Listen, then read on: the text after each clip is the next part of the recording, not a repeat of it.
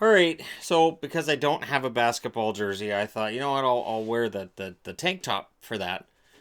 And I'll wear Canucks because that's the only tank top I have. This, of course, from Bench Clearers. And in videos I post on the Hockey Guy channel, there's a link in the description currently, which gets you 10% off of orders from Bench Clearers. Now let's get into it. I watched the entire game. It's the first time I've watched an entire basketball game in a long time. So, as somebody who hasn't watched an entire basketball game in a very long time, I'm going to say this: officiating spotty. There were times where they were calling fouls, and I'm like, okay. And there were times where they weren't calling fouls that I had the same reaction. And there are times during a basketball game, and I get why they do it, where players fall down like they've been shot, and I cringe. It's a lot like soccer and watching the way, and I get why they do it. They have to. You have to sell the contact. You're trying to draw the foul. It's odd.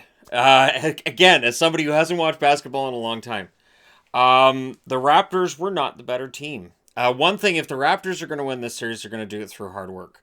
If we get down to experience and talent, the Golden State Warriors have this going away.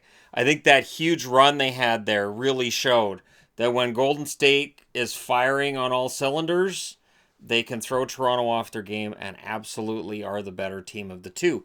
That being said, if Toronto can get back to that, and it's funny because I was ready to do this review and say, it was the defense that let them down, but in the last half of that fourth quarter, their defense was fine. There were more bricks being thrown up the last quarter of this game than you're going to see on a construction site, but holy crap, they could not score. So it was they'd get the stop, they'd go down to the other end, and then they were just taking. I thought they were taking poor shots and they were rushing it. There's nothing worse than when you see a guy putting up a three and you're like, why are you putting up a three? Why are you doing that? You don't need to do that. I used to get really frustrated as a Grizzlies fan because I was a Grizzlies fan, but you would watch and the team was always losing, so this was the thing. But I would watch as the team, rather than taking 2 points, 2 points, 2 points to stay close, they were trying to get threes. Just, well, if we can get a three here, and it's like, okay, you guys have tried 3 times in a row to get a three, you've come away with nothing. Whereas if you take your time and you'd gone for twos, you'd have 6 points. Stop trying to force the three to happen. And I saw some of that with kind of both teams tonight. I thought in that fourth quarter, they both seemed, I don't know if it was nervous or what it was, but it was off. The only guy in that fourth quarter for Toronto that was really on his game, I thought, was Kawhi Leonard. Kawhi rebounding at both ends of the floor, his ball, and it just, they couldn't make it go. I thought Siakam wasn't in that same zone that he was the last game. And it's interesting to see just on level again as somebody who doesn't watch basketball and a full basketball game. Yeah, it's really weird for me, but I made it. I did it. I made it. Lowry kind of stood out not in a great way tonight. I thought he was very well defended by Golden State. I thought they had a much better game plan than they did in game one, and it showed. I also wanted to use this video to talk about something that's kind of taking over in Canada, and I've been seeing it in the media, and I think the media is crazy. So, ratings are down in Canada for the Stanley Cup Finals this year, and of course, the ratings are through the roof for the NBA right now because this is the first time ever that the Toronto Raptors have been in the finals. What I hate to break to the media is this: that's going to go back to the way things were.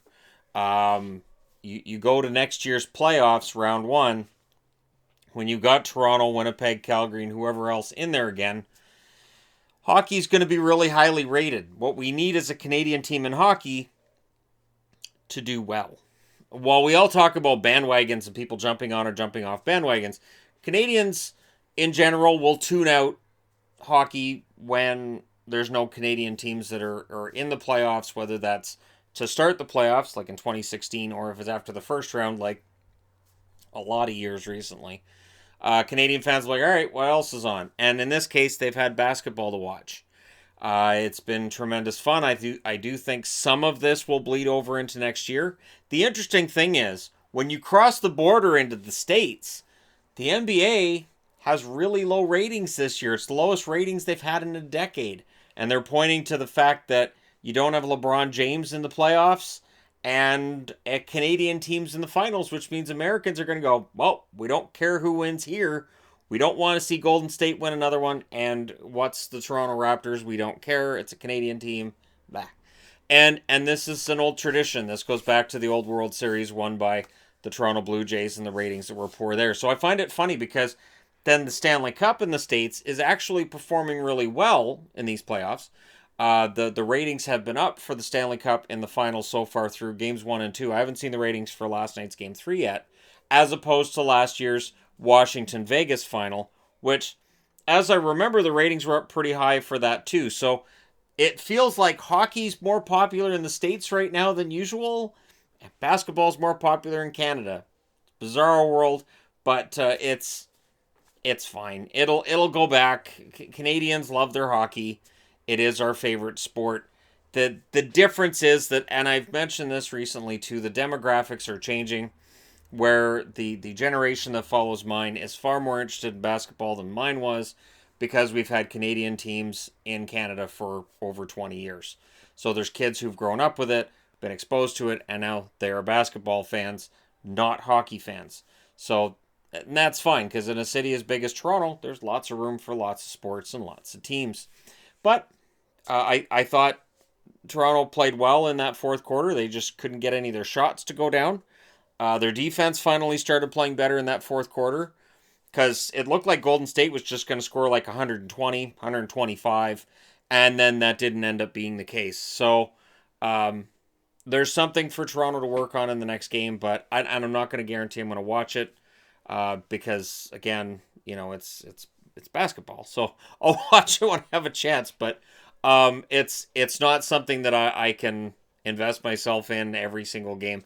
The games in Toronto are interesting because, again, it does feel like it has a whole cultural effect in Canada, that all across Canada everybody's watching much, and it reminds me of the Blue Jays the last time they won the World Series. Now everybody in Canada was watching that. And baseball didn't replace hockey as Canada's favorite sport. And it won't in this case either. Basketball's not going to be the favorite sport in Canada. But it is kind of a fun story, and I honestly wish them the best, but they're going to have to work harder, because I don't even think Steph Curry had a very good game. I think Steph Curry was kind of just, I don't know. I think Steph Curry can be better, and yet they won and they got the split in Toronto. So that's the scary thing for me if I'm the Raptors tonight. But let me know what you guys think in the comments section below. Don't forget to hit like and subscribe if you're browsing your way through. You just happened upon this video. Thank you guys so much for watching. I'll talk to you again soon.